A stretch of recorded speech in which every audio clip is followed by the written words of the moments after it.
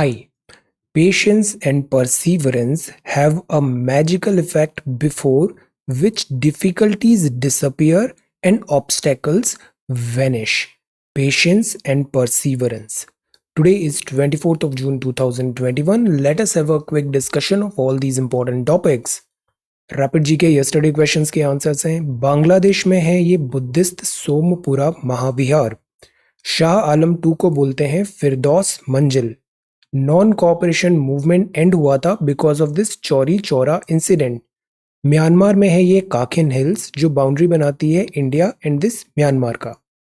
हिलियोडोरस Greek ambassador था जिसने एक पिलर सेटअप किया था in honour of Vishnu. And Agastya को कहा जाता है father of Tamil literature. So these are answers of yesterday's questions. आज के सवाल हैं, Hojagiri is a folk dance performed in which state of India? Bharuch city of Gujarat है, ये लोकेटेड है on the banks of which river? Ease of living index 2020, which city has been named as the most liveable city of India? ये ease of living index लाया था centre for science and environment. What is the theme of 7th international day of yoga? अभी 21 जून को हुआ। Who has recently been elected as the president of Iran? President elect कौन है? Who has authored the book called titled The Nutmeg's Curse, Parables and Planet in Crisis? So these are some questions for today. और आज की vocabulary है प्रॉफ्लिगेट। इसका मतलब होता है मनी रिसोर्सेस को बहुत ज़्यादा अनावश्यक खर्च करना, फिजूल खर्ची करना। डेजल्टरी का मतलब होता है going from one thing to another बिना किसी डेफिनेट प्लान या पर्पस के। क्रैश फैसिलिटी होती है जहाँ पे बेबीज को रख सकते हैं while their parents work, shop etcetera में, जहाँ पे एक डेडिकेटेड एरिया है वहाँ पे बेबीज को ऐसे सेफली सिक्योरली रखा जा सकता है। कनार्ड का मतलब होता है अ फॉल्स रिपोर्ट और रूमर। इपिस्टेमिक का मतलब होता है कॉग्निटिव, सोचने से रिलेटेड, रिलेटिंग टू लर्निंग, कुछ सीख रहे हैं, और इन्वॉल्विंग नॉलेज।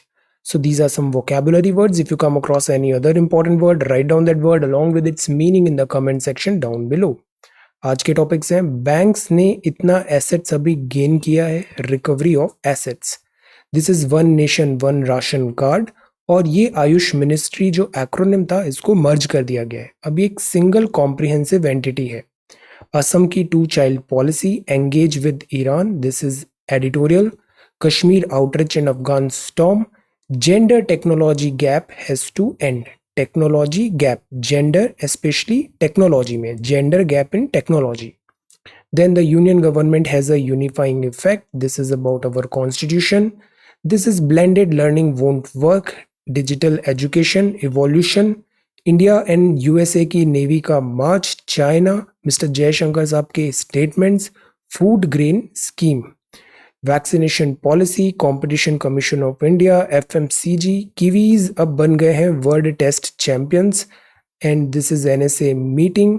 और आज हिंदी में हम देखते हैं कि जो ये रैंकिंग कैसे चलती है एडमिनिस्ट्रेटिव सर्विसेज की, कि कैसे इनका पोस्ट होता है, क्या इनकी प्रमोशन होती है सेंटर में, राज्य में और फील्ड पोस्टिंग में। Then this is CSAT solution and certain questions. So we are going to talk about all these important topics in next about 35 to 40 minutes. Our reference material is this The Hindu and this is Indian Express. Both are Delhi edition. See, ये front page है the Hindu का। Banks को इतने assets मिले from this enforcement directorate. Enforcement directorate transfer किया है 8,500 8,441.1 crore public sector bank को। क्यों? क्योंकि उनके लॉसेस हुए थे। लॉसेस कैसे हुए थे कि लोगों ने उनसे लोन लिया था, फिर लोन लेने के बाद लोन चुकाया नहीं और वो फरार हो गए, वो हो गए फ्यूजिटिव। तो उनकी जितनी भी प्रॉपर्टी थी ऐसे फ्यूजिटिव की, बिजनेसमैन की, उसको कर लिया दिस एनफोर्समेंट डायरेक्टोरेट ने जब्त, और जब्त करके उस प्रॉपर्टी का जो भी वैल्यूएशन है वो ट्रांसफर कर दिया पब्लिक सेक्टर बैंक को, सो दैट उनके लोन का समहाउ कुछ हद तक रिकवरी पॉसिबल हो। तो ये यहाँ पे ऐसे दिस रिकवरी का पॉसिबिलिटी कोशिश किया गया है, रिकवरी ऑफ एसेट्स। एक बैड बैंक भी है, बैड बैंक का भी अभी बजट स्पीच में नाम आया था। Bad bank is about recovering of non performing assets. Law enforcement और विजिलेंस इन सब चीज़ों में बहुत ज़रूरी होता है कि जैसे लोन दिया है तो लोन देने से पहले क्यों प्रॉपर बैकग्राउंड चेक क्यों नहीं हुआ, लोन दिया तो उसमें क्यों प्रॉपर मेजर्स नहीं लिए गए कि ये लोन एनपीए बन गया। तो इसमें बैंक एम्प्लॉयज जो होती है, बैंक पॉलिसीज होती है, उस पर भी सवाल उठना जरूरी है। सेकंड, ये फ्यूजिटिव कैसे हो जाते हैं कि जैसे ये जितने फ्यूजिटिव हैं ये विदेश चले गए, तो अभी इन्हें रिपैट्रिएशन की भी बात है, वहां से कैसे वापस इंडिया लाया जाए। तो ये पूरा मैकेनिज्म स्ट्रीमलाइन करने की जरूरत है, law enforcement and vigilance. Then फिलहाल के लिए अभी इतने करोड़ मिले हैं, दिस इज सम रिलीफ, ये ऐसे प्रॉपर्टी यहाँ पे उनका जब्त हुआ है। Then this is Jammu and Kashmir politics, Kerala में नंबर्स, और this is the front page of the Hindu. Now second page है, this is about one ration one card scheme अपसी। बिहार का या फिर साउथ का कोई एक लेबरर है, वो आया दिल्ली में काम कर रहा है, तो उसका राशन कार्ड तो किसी दूसरे स्टेट का है, तो क्यों ना पूरे कंट्री में one nation one ration card लगाएं। Department of food and public distribution, ministry of consumer affairs, food and public distribution का इनिशिएटिव है। तो राशन कार्ड भी एक एटीएम कार्ड की तरह है, कि जैसे एटीएम होता है ना, आप देश के किसी भी कोने में जाओ, एटीएम से पैसे विड्रॉ कर सकते हो। तो वन राशन वन कार्ड में भी आपका एटीएम जैसा कार्ड है, उस कार्ड को लेके देश के कहीं पर भी आप ये जो फेयर प्राइस शॉप्स होती है यहाँ पे जाओ, और जो अलॉटेड राशन है वो आप अपना डिस्काउंटेड प्राइस में ले सकते हैं। Can lift their entitled food grain, जिसमें व्हीट और राइस है, from any e POS enabled fair price shop में, इंडिया में कहीं पर भी एग्जिस्टिंग राशन कार्ड से, most of the states and UTs में। So this is nation one, ration card is also one.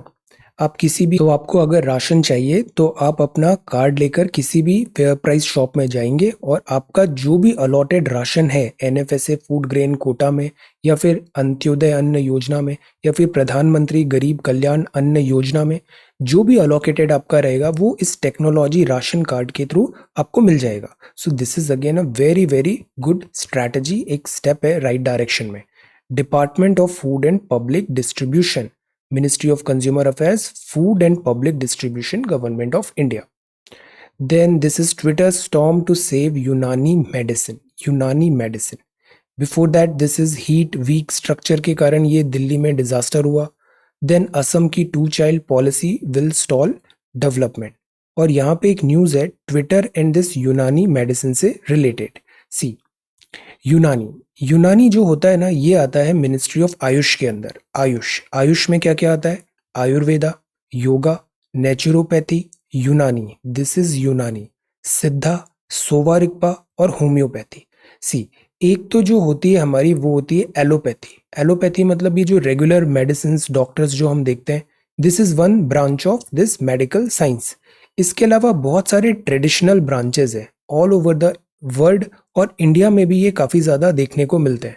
जैसे योगा अभी हमने देखा था, ऐसे यूनानी, आयुर्वेद वगैरह है। तो पहले इसकी जो मिनिस्ट्री थी वो एक एक्रोनिम बोला था। अब मिनिस्ट्री ऑफ आयुष 13 अप्रैल 2021 से एक रीसेंट नोटिफिकेशन के बाद केवल मिनिस्ट्री ऑफ दिस आयुष होगा। जैसे पहले ये एक्रोनिम था AYUSH, अब this is only just this AYUSH. Okay, so इसका होल पर्पस ये है कि जैसे कोविड-19 के टाइम्स में हमने देखा हमारे यहाँ हेल्थ इंफ्रास्ट्रक्चर का सिवियर शॉर्टेज था, तो क्यों ना हम ओवरऑल वेलबींग को भी प्रमोट करें, मतलब overall health of a person, mental, emotional, physical, everything, wellness पे हम फोकस करें। Address shortage of health infrastructure इस ट्रेडिशनल मेडिसिन से हम ले सकते हैं, बट इसमें एक कैच भी है। कैच ये है कि ये जो ट्रेडिशनल मेडिसिन हैं ये सूडो साइंस को प्रमोट नहीं करना चाहिए कि इसका क्लैशेस से एलोपैथी से हो रहा है, या फिर क्लैशेस में जो भी चीज़ें हो वो साइंटिफिक होनी चाहिए, फैक्ट बेस्ड होनी चाहिए, प्रूवन होनी चाहिए, क्लिनिकल ट्रायल के बेसिस में होनी चाहिए। That should not be only about this pseudo science. तो इस चीज़ को ध्यान रखना है। अब ये 2 child policy will stall development, ये स्टेटमेंट है असम का कि 2 child policy will stall development. See, जैसे अभी चाइना का हमने देखा था, पहले उसने 1 child पॉलिसी किया, फिर 2 किया, अब फिर पॉलिसी चेंज कर रहा है। एक्चुअली क्या होता है, ये जो डेमोग्राफिक ट्रांजिशन मॉडल भी हम देखते हैं, और जो कर्व बनता है, दिस पिरामिड बनता है कि डेमोग्राफी में किस एज ग्रुप में कितने लोग हैं आपके यहाँ। जैसे जापान है, जापान में एल्डर्स ज़्यादा है, यंगस्टर्स कम है। वही आप नामीबिया देखो, इंडिया देखो, यहाँ यंगस्टर्स बहुत ज़्यादा है, because this is young population and rapidly growing population. तो पॉपुलेशन कंट्रोल करना ज़रूरी है, बट इसमें गवर्नमेंट का इंटरवेंशन होना चाहिए, सोसाइटी का इंटरवेंशन होना चाहिए, या फिर इट्स अ मैटर, जो राइट है वो पेरेंट्स का राइट है, विमेन का राइट है। Empowering women is the key to control population growth. अब ये बात है 2019 मेंस जीएस 1 में, जीएस 1 में एक सेक्शन आता है सोशोलॉजी। तो सोशोलॉजी के अंदर ये सवाल आया था कि हम विमेन को एम्पावर करें, ताकि विमेन का राइट तो हो, उसका चॉइस हो, उसका से हो, बजाय गवर्नमेंट के डिक्टेट का। Empowering women is the key to control population growth. अब इसमें एक कीवर्ड तो एम्पावरिंग विमेन है, इससे रिलेटेड मेजर्स बताइए, हम क्या क्या लिख सकते हैं। सोसाइटी से रिलेटेड आप बताइए कि फैमिली प्लानिंग में क्या से होना चाहिए, फाइनेंशियल प्लानिंग में होना चाहिए, इकोनॉमिक प्लानिंग में होना चाहिए, एक्सेस टू टेक्नोलॉजी होना चाहिए, एक्सेस अवेयरनेस होनी चाहिए। तो एम्पावरिंग विमेन, और ये कैसे हेल्प कर सकता है टू कंट्रोल पॉपुलेशन ग्रोथ। तो ये दो पार्ट है और इसको आपको डिस्कस करना है। देन आगे बढ़ते हैं। This is next one, this is hospital room rent. ये ट्विटर स्टॉर्म यहाँ पर है, सेव यूनानी मेडिसिन। अब जो फर्स्ट एडिटोरियल है, this is friends in need, political है। सेकंड एडिटोरियल है, एंगेज करें ईरान से। सी, ईरान में अभी बहुत ज़्यादा टर्मोइल चल रहा है फिर से, क्योंकि यहाँ पे इलेक्शंस हुए। ईरान कहाँ पर है? This is Iran. ये जो ईरान है ना, इसको पहले पर्शिया भी बोलते थे। ये काफ़ी पुराना कंट्री है, वेरी वेरी ओल्ड सिविलाइजेशन है यहाँ पे। पर्शियन गल्फ ये है, और ये है स्ट्रेट ऑफ हॉर्मज, जो गल्फ ऑफ ओमान और पर्शियन गल्फ को कनेक्ट करती है। तो ये पर्शियन गल्फ, स्ट्रेट ऑफ हॉर्मज और गल्फ ऑफ ओमान, तो इसके ऊपर है ईरान, और नीचे है ये अरेबियन पेनिनसुला। तो दिस इज ईरान। ईरान में भी ऊपर की तरफ है ये एल्बुर्ज माउंटेन, और नीचे की तरफ है जैग्रोस माउंटेन, और यहाँ पर इसकी ये सिटी है तेहरान। Okay, Tehran. दस्ते काबिर, दस्ते लूट, ये दो यहाँ के डेजर्ट्स हैं। ये बंदर अब्बास है, और यहाँ पर कहीं पर है हमारा दिस चाहबार पोर्ट। तो this is Iran. Okay, Iran is again very very big country, ये बहुत बड़ा कंट्री है ईरान। अब ईरान के ऊपर देखिए तुर्कमेनिस्तान है, अफगानिस्तान है, इधर कैस्पियन सी आ जाता है, दिस इज कैस्पियन सी। और ये बाकू, अक्सर पढ़ते हैं ना बाकू, अजरबैजान है, फिर टर्की है, फिर इराक है, फिर ये बगदाद, और फिर ये नीचे कुवैत, और फिर ये अरेबियन पेनिनसुला। तो this entire big country is called Iran. Iran. अभी ईरान में क्या हुआ, नए प्रेसिडेंट इलेक्ट हुए हैं जिनका नाम है इब्राहिम राइसी। अगस्त में ये प्रेसिडेंटशिप में ऊपर दिस ज्वाइन कर लेंगे। अब सी, ईरान की जो ज्योग्राफी है ना, इसमें बहुत ज़्यादा रिलीजन का भी एंगल है, पॉलिटिकल एंगल भी है, ईरान की रिवॉल्यूशन भी है। तो ईरान अभी की डेट में, जैसे पहले काफ़ी अच्छा कंट्री हुआ करता था, बट आज के पैरामीटर्स देखें ना, तो ईरान इतना अच्छा नहीं कर रहा है। ईरान में पॉवर्टी बहुत है, डिस्टर्बेंसेस बहुत है, लॉ और ऑर्डर नहीं है। ओवरऑल जो जो पॉपुलेशन है यहाँ की, वो भी बहुत ज़्यादा इस रिजीम के फेवर में नहीं है। बिकॉज इस बार इलेक्शन के वोट भी देखें तो केवल 48% लोगों ने वोट दिया। तो the point is, Iran social, human development index, economic front, इन सब में for past some time not doing very well. अब इसके रीजंस बहुत सारे हैं। एक रीजन तो है सऊदी के साथ जो कॉन्टिन्यूस, सऊदी लेड ग्रुप के साथ कॉन्टिन्यूस वॉर चलती है ईरान की। दूसरा रीजन है कि यूएसए ने यहाँ पे सैंक्शंस लगा दिए, तो ईरान को पैसे नहीं मिल पाते। ईरान के पास ऑयल है, बट वो ऑयल बेचे किसको? बिकॉज कोई खरीदार नहीं मिलेगा, बिकॉज यूएस ने सैंक्शन है। इंडिया चाहता है ईरान से ऑयल लेना, बिकॉज ये चीपर भी पड़ता है, बट यूएस सैंक्शन बीच में आ जाते हैं। देन इकोनॉमी अगेन यहाँ पे चैलेंज हो रहा है। तो अभी जो यहाँ की चीज़ है ना, वहाँ पे बहुत ज़्यादा पॉलिटिकल टर्मोइल है, अनसर्टेनिटी है। सऊदी के साथ यमन वॉर है, इसराइल के साथ ईरान की बिल्कुल भी नहीं बनती है। अभी जैसे हमास जो है, उसको रॉकेट्स वगैरह किसने सप्लाई किए? ईरान ने किए। तो इसराइल एंड ईरान की यहाँ पे कॉन्टिन्यूस स्ट्रगल चलता है। अब बिकॉज ईरान को लगता है कि ये बहुत डिफिकल्ट नेबर में है, तो ईरान अपना सारा पैसा लगाता है वॉर्स में, या फिर मिसाइल सिस्टम डेवलप करने में, या फिर न्यूक्लियर सिस्टम एटसेट्रा डेवलप करने में। अब सी, ईरान वैसे ही बहुत ज़्यादा गरीबी से झेल रहा है, बट पैसे कहाँ लग रहे हैं? इन वॉर वाली चीज़ों पे। तो ऑब्वियसली ह्यूमैनिटेरियन क्राइसिस यहाँ पे डेवलप होना है। द पॉइंट इज, अगर न्यूक्लियर डील इसलिए लाना ज़रूरी है बिकॉज अगर ईरान कंटिन्यू करेगा अपना न्यूक्लियर एम्बिशन को, तो ये जो पूरा एरिया है ना, ये बहुत ज़्यादा डिस्टर्ब हो जाएगा। पावर यहाँ पे बहुत बुरी तरह चेंज होगी, और उसके कारण क्लैशेस होंगे, और उसके रिपरकशन पूरे वर्ल्ड में आएंगे, बिकॉज वर्ल्ड का ज़्यादातर ऑयल आता है यहाँ से। तो यूएसए ने न्यूक्लियर डील की बात किया कि ईरान न्यूक्लियर वेपन्स नहीं बनाए, बदले में उसके सैंक्शंस लिफ्ट किए जाएंगे। ट्रंप ने कैंसिल कर दिया। बाइडेन फिर से यूएस न्यूक्लियर डील करना चाहते हैं। रशिया एंड चाइना को आजकल बहुत इंटरेस्ट आ रहा है ईरान में। Russia and China, because Russia तो काउंटर करना चाहता है यूएसए को, और चाइना को यहाँ पे this again USA is one thing, दूसरा चाइना को यहाँ के ऑयल पे बहुत ज्यादा इंटरेस्ट है। तो Iran needs world and world needs Iran. अब ये जरूरत क्यों पड़ी? बिकॉज जो इब्राहिम राइसी है, इनको माना जाता है ये अल्ट्रा नेशनलिस्ट, फार राइटिस्ट इस टाइप के। बट द पॉइंट इज, चुनाव लड़ने से पहले नेता अलग होते हैं, चुनाव लड़ने के बाद वो अलग हो जाते हैं। तो अगर प्रैक्टिकल चीज देखें, प्रैग्मेटिक चीज देखें, तो ईरान को आज वर्ल्ड की बहुत जरूरत है और वर्ल्ड को भी ईरान की जरूरत है। तो मोस्ट प्रोबेबली ये न्यूक्लियर डील होना चाहिए, कोई इशू होगा नहीं इसमें। बैलिस्टिक मिसाइल प्रोग्राम है, न्यूक्लियर एम्बिशंस है, डोमेस्टिक पॉलिटिक्स ऑफ ईरान है, ये सब चीजें अभी इस ईरान में चल रही है। अब इंडिया का इंटरेस्ट है हमारा चाबहार पोर्ट, इंडिया का इंटरेस्ट है हमारे जहेदान, इंडिया का इंटरेस्ट है कि जो हम नॉर्थ साउथ ट्रांसपोर्ट कॉरिडोर बनाना चाहते हैं, एक्सेस टू सेंट्रल एशिया, तो इन सब के लिए ऑयल भी चाहिए हमें। तो ईरान इज इंपॉर्टेंट कंट्री। ये Kashmir outreach and the Afghan storm. अब दूसरा एक और प्रॉब्लम जनरेट हो रहा है, वो जनरेट हो रहा है अफगान में। और अफगान में इतनी डिस्टेबिलिटी आएगी तो इसके रिपरकशंस आएंगे हमारे कश्मीर में। सो the point is, government Jammu and Kashmir move है, कॉम्प्लेक्स हो गया है रीजनल गेम, और इंडिया की सिक्योरिटी इंटरेस्ट भी। चाइना को बहुत इंटरेस्ट आ रहा है बिकॉज चाइना का सीपैक यहाँ से क्रॉस हो रहा है, belt and road initiative. Pakistan में अलग, पाकिस्तान की मिलिट्री खुद को रेलेवेंट रखना चाहती है। पाकिस्तान की जो डोमेस्टिक पॉलिटिक्स है, वो पूरा नैरेटिव ही इसी बेसिस पे बनता है कि इंडिया के साथ हॉस्टिलिटी है, तो वो पॉलिटिकल उनके कंपल्शंस रहेंगे। यूएस का विड्रॉवल हो रहा है फ्रॉम अफगानिस्तान। तो ये सब फैक्टर्स हैं, तो उसके कारण अफगान स्टॉर्म अपकमिंग दिख रहा है।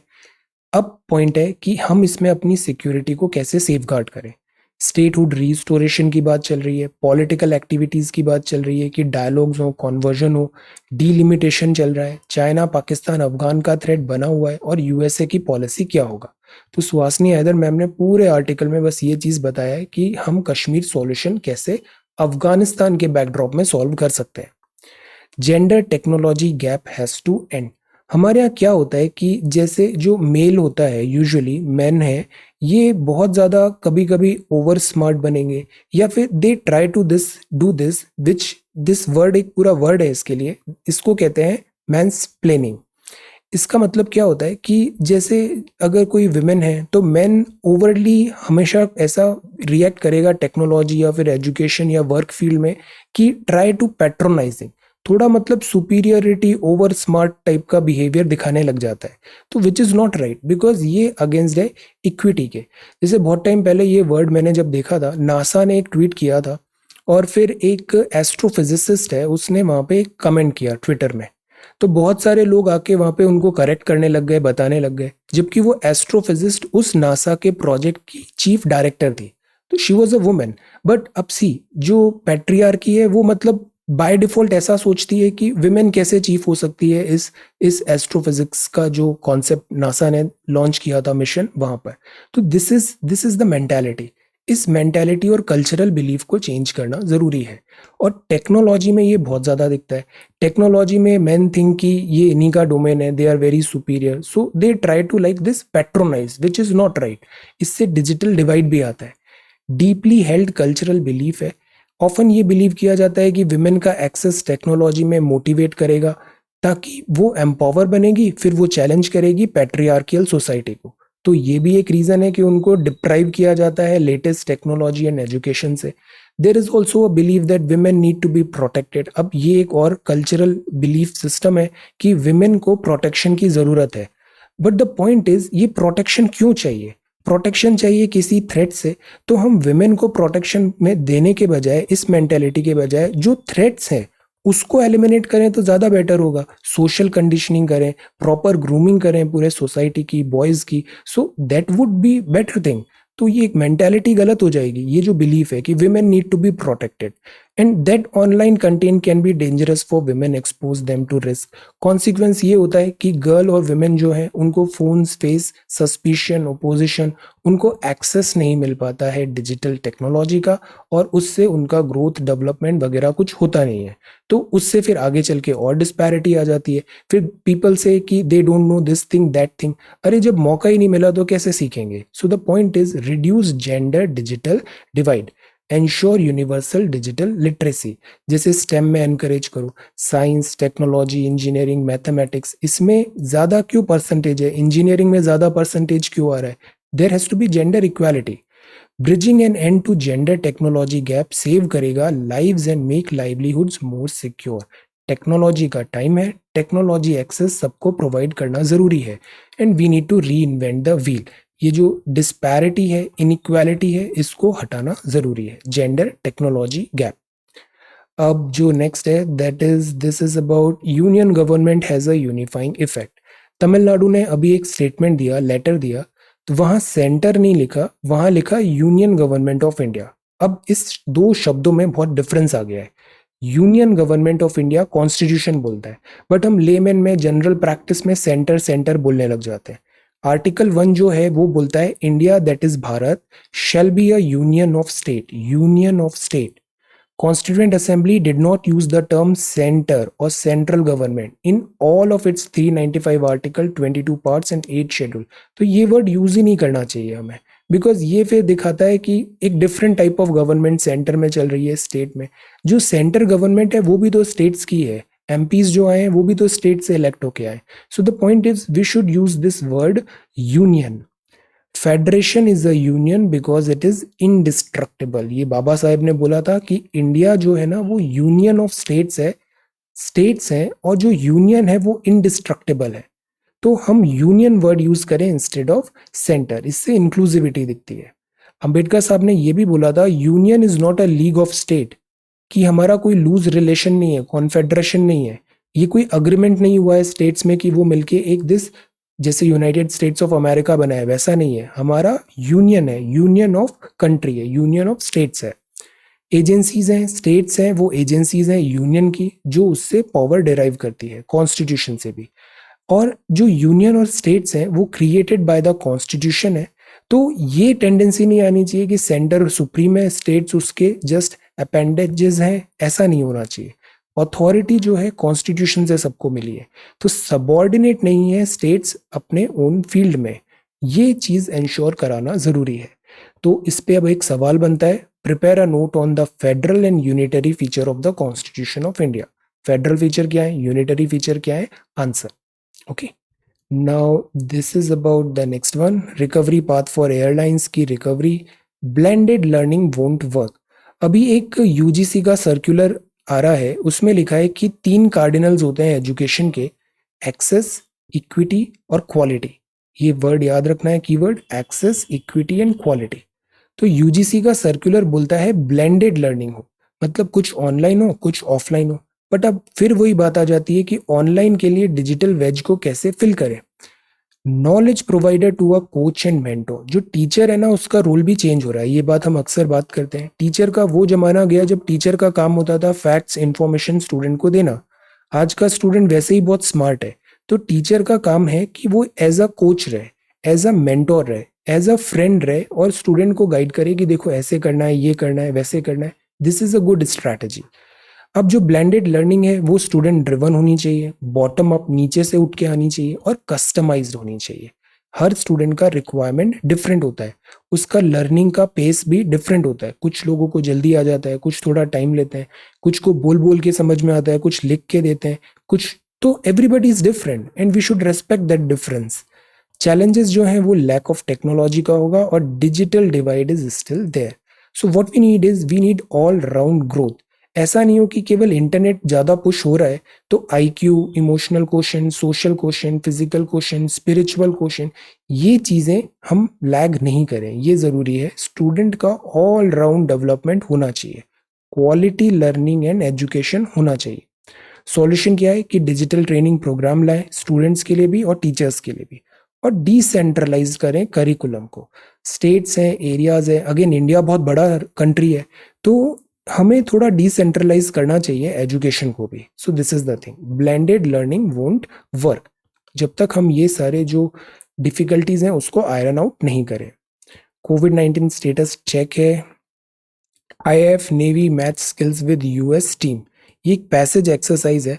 जैसे यूएस की शिप है, ये पूरे वर्ल्ड में घूमती रहती है, तो जब ये इंडिया के आसपास से गुजर रही है तो वो इंडियन नेवी के साथ कुछ एक्सरसाइज प्रैक्टिस कर लेगी. इसको बोलते हैं पैसेज एक्सरसाइज. तो ये इंडियन एयरफोर्स नेवी ने US navy carrier strike group Ronald Reagan के साथ अभी इंडियन ओशियन रीजन में इस पैसेज एक्सरसाइज को किया.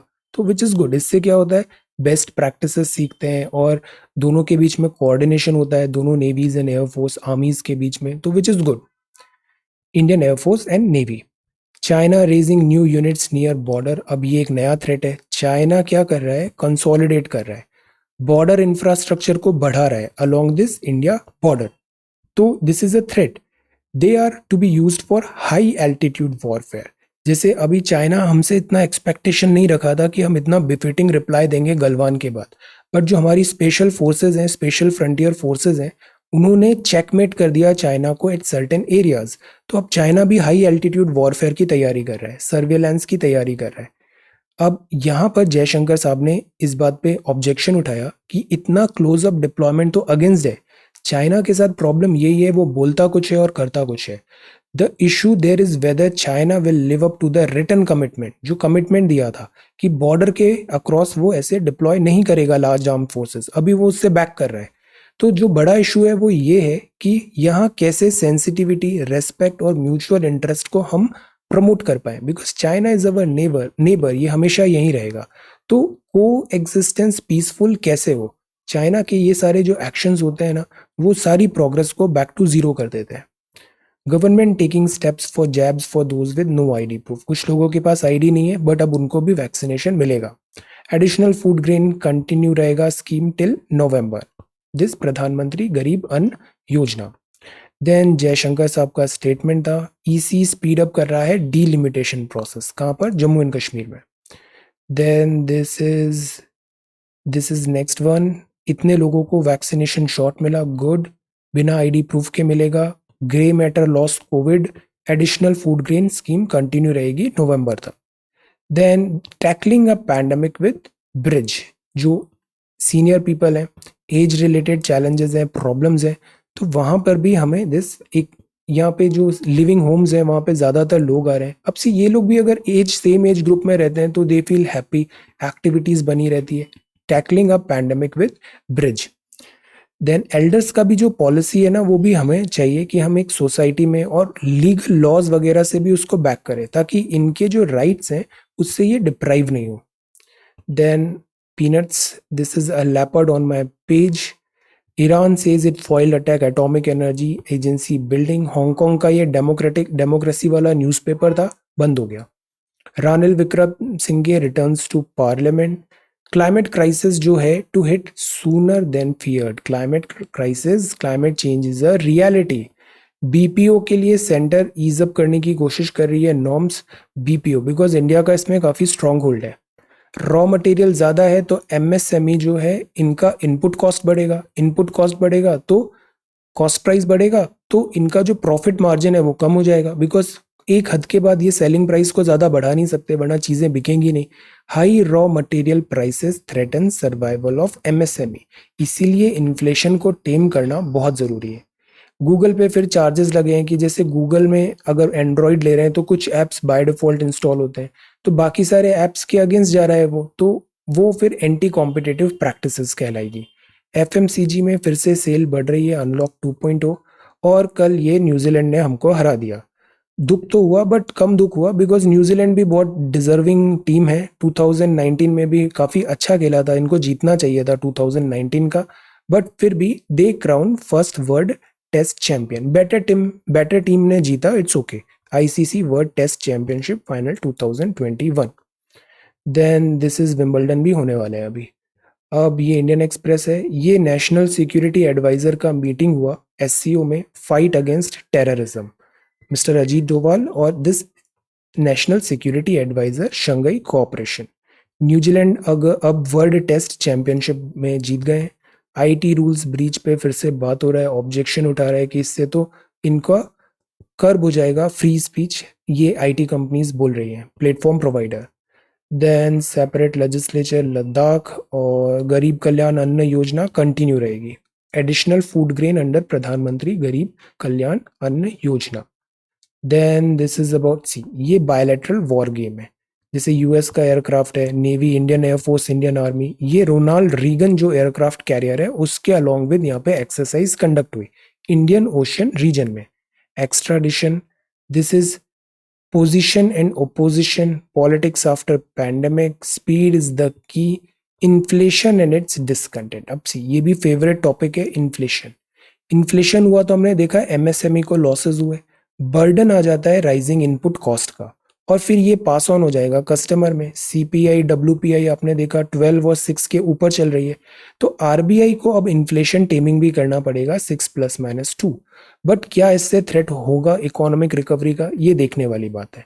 The current spell of inflation is over a high base and a continuation of recent trend will persuade it to turn the focus back on inflation. RBI फिर से inflation targeting करने लग जाएगी तो इससे economic जो रिकवरी बूस्ट की जो बातें थी वो बैकसीट ले लेगी। Let us see inflation and its discontent. The federal let down, ideological rivalry state और सेंटर में इज नॉट राइट, और अकाउंटेबिलिटी होना चाहिए। क्लास एक्शन की बात है, जैसे ये ओएनजीसी का बार्ज था, साइक्लोन आया, यहाँ बार्ज को इन्होंने सेफ एरियाज में मूव नहीं कराया, इससे काफी ज्यादा लोगों की जाने गई। तो इधर अकाउंटेबिलिटी सेट होना चाहिए, क्लास एक्शन आना चाहिए कि जिसने डिसीजन लिया, barge related, company related, contingency क्यों नहीं थी, सेफ्टी मेजर्स क्यों नहीं किए थे, these things are required. Low cost method, new variant of COVID के, नेवर, ये होता है पीटर पैन सिंड्रोम, मतलब उम्र तो बढ़ जाती है बट वो ग्रो नहीं होते मेंटली इमोशनली, बातें बच्चों जैसी होती है, that is Peter Pan syndrome. Then this is previous government didn't curb terror funding, and ये भी एक कैरेक्टर है, Pakistan foreign minister. Then foot in mouth, इनको एक प्रॉब्लम है। Then this is tension over Crimea annexation continue, delta variant more transmissible है, ये US surgeon general है doctor Vivek Murthy. Apple Daily बंद हो गया हांगकांग का। जापान में बोल रहे हैं married couples adopt one surname. Warren Buffett ने रिजाइन कर दिया है गेट्स फाउंडेशन से। सीसीआई की प्रोब चल रही है गूगल में, स्पेशली टेलीविजन में, जैसे एंड्रॉइड टीवी है तो उसमें गूगल का ही प्ले स्टोर क्यों आ रहा है, गूगल के ही एप्स क्यों आ रहे हैं, तो monopoly. Then this is about April FDI बढ़ा, एचडीएफसी बैंक का audit, an island conquers the world again but this time the island is New Zealand, इससे पहले था यूनाइटेड किंगडम्स। अब हम देखते हैं हिंदी आर्टिकल। हिंदी आर्टिकल में हम देखते हैं दिस एडमिनिस्ट्रेटिव सर्विसेज में कैसे आपकी रैंकिंग पोस्ट ऊपर बढ़ती है। अब इसमें 3 चीज रखना है, जैसे ये स्केल के हिसाब से, जैसे पहला जो होता है ना तो उसमें इतने पैसे मिलते हैं, फिर बढ़ते बढ़ते ये जब कैबिनेट सचिव में होते हैं तो 2.5 लाख पर मंथ आपको तनख्वाह मिलती है। तो ये ग्रेडिंग है, जूनियर टाइम, सीनियर टाइम, प्रशासनिक, ऐसे आपकी ग्रेड ऊपर बढ़ रही है। पर जो पोस्टिंग होती है ना तो वो सेंटर की पोस्टिंग अलग होती है, स्टेट की अलग होती है, फील्ड की अलग होती है, इसीलिए कंफ्यूजन हो जाता है। जैसे केंद्र सरकार में पोस्टिंग है तो वो सहायक सचिव है, राज्य में है तो अपर सचिव है, और अगर फील्ड में है तो उसको उप जिला अधिकारी बोलेंगे। अपर सचिव, उप सचिव, अपर जिला अधिकारी। जब उप सचिव बन जाते हैं आप, सचिव मतलब सेक्रेटरी, उप सचिव बन जाते हैं आप केंद्र में, तो वो संयुक्त सचिव के इक्विवेलेंट होता है राज्य में, और उसको बोलते हैं जिलाधिकारी। जो डिस्ट्रिक्ट कलेक्टर होता है ना, वो फील्ड पोस्टिंग है, वो किसी पोस्ट का नाम नहीं है, वो फील्ड पोस्टिंग का नाम है। तो जो डीसी होते हैं ना, डिस्ट्रिक्ट कलेक्टर होते हैं, ये डिस्ट्रिक्ट कलेक्टर होते हैं, इसके ऊपर फिर कमिश्नर बनते हैं, और कमिश्नर अपर सचिव संयुक्त सचिव हो जाते हैं, और फिर इसके ऊपर बनते हैं सचिव, और फिर भारत के कैबिनेट सचिव। तो जो फील्ड पोस्टिंग होती है ना वो कमिश्नर लेवल तक ही मिलती है, इसके बाद फील्ड पोस्टिंग नहीं है, एपेक्स स्केल में फील्ड पोस्टिंग नहीं है। तो मुख्य सचिव जो होता है वो राज्य की टॉप पोस्टिंग हो जाती है, और भारत के कैबिनेट सचिव जो होते हैं ये केंद्र की टॉप पोस्टिंग हो जाती है। तो ये ग्रेड याद रखना है, और फील्ड पोस्टिंग और इसको मिक्स नहीं करना चाहिए। फील्ड पोस्टिंग अलग चीज होती है, स्टेट की अलग होती है, सेंटर की अलग होती है। ये इसी का मैंने हिंदी का इंग्लिश में भी लिख दिया है, एक बार आप इसको भी रेफर कर लेना। ये बड़ा आसान था। सीपी 1540 दिया है तो प्रॉफिट 25% है। तो सेलिंग प्राइस कितनी हो गई, प्रॉफिट 25% हुआ। तो अगर 100 रुपए कॉस्ट प्राइस थी तो प्रॉफिट हो गया 125, प्रॉफिट 25% तो सेलिंग 125, तो सेलिंग प्राइस हो गई 125% ऑफ सीपी। 125 बाय 100 1540 मतलब 1925। अब यहाँ पे भी सेलिंग प्राइस दिया है, कॉस्ट प्राइस दिया है, लॉस दिया है। लॉस दिया है ना तो उसे कॉस्ट प्राइस से कम करना है। तो 20% का लॉस हुआ मतलब केवल 80% बचा। यहाँ 25% का फायदा था तो 125 हो गया था। यहाँ 20% का लॉस है तो 80% बचा। तो 80% of cost price is this selling price. 80 upon 100x is 4200, तो x होगा 5250। अब अगेन कॉस्ट प्राइस दिया है x, प्रॉफिट हुआ 12%, तो सेलिंग कितना हुआ, प्रॉफिट है, ऐड करेंगे 112 बाय 100 ऑफ x, और वो दिया है 8400, तो x हो गया 7500। आज के सवाल है, two man do a piece of work for ₹200, one alone can finish the work in 6 days and the other can finish it in 8 days। With the help of a boy they finish it in 3 days। आराम से धीरे धीरे एक एक sentence को पढ़िए। How much money should be given to the boy, जितना काम करेगा उतना ही उसको पैसे मिलेंगे। सो आपको काम का रेशियो निकालना है और पैसे का रेशियो यहाँ पे आ जाएगा। Wages of 45 women amount to rupee this much 48 days में। How many man require to cover 16 days to receive rupee of this much, जब daily wage of a man being double to double of those of a women. तो wages में double है यहाँ पे। Again equate करिए parameters, you will get the answer. A B C undertake to do work for ₹707। ए और B ने काम किया 5/7। आखिर का जो बचा हुआ काम किया वो सी ने, तो सी को कितने पैसे मिलेंगे, जो जितना काम करेगा उसके अकॉर्डिंग उसको उतना पैसा मिलेगा। So this is C set. ये रैंक्स याद रखनी है हमें, ये hierarchy. Then this is inflation, this is New Zealand champion बन गया है, दिस इज चाइना नेवी। ये नोट प्रिपेयर करना है फेडरल और यूनिटरी फीचर पे। Then this is Iran. This is important one. 2019 means GS1. Answer this question. So this is 24th of June 2021. Thank you so much for watching this video. Take care, study well, and be safe.